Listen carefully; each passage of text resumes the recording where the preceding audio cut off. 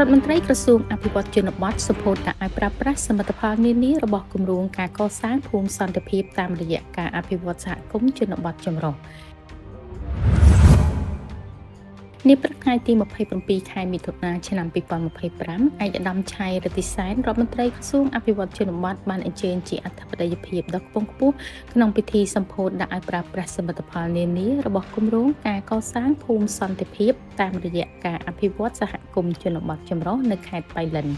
ពិធីនេះត្រូវបានរៀបចំឡើងនៅក្នុងបរិវេណសាលាមត្តេយ្យសហគមន៍បតាំងស៊ូ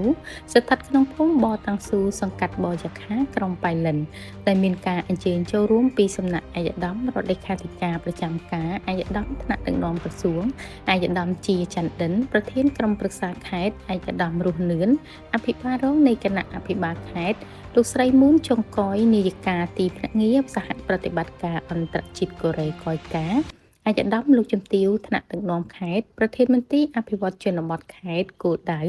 អាជ្ញាធរមូលដ្ឋានគ្រប់លំដាប់ថ្នាក់កងកម្លាំងប្រដាប់អាវុធទាំង3ប្រភេទលោកគ្រូអ្នកគ្រូយុវជនសិស្សានុសិស្សនិងប្រជាពលរដ្ឋសរុបប្រមាណ400នាក់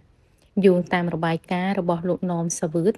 តំណាងព្រឹទ្ទីប្រឹក្សាគ្រប់គ្រងគម្រោងបានបញ្ជាក់ថាគម្រោងការកសាងភូមិសន្តិភាពជាមួយនឹងការបដិញ្ញាបន្តកិច្ចសហការ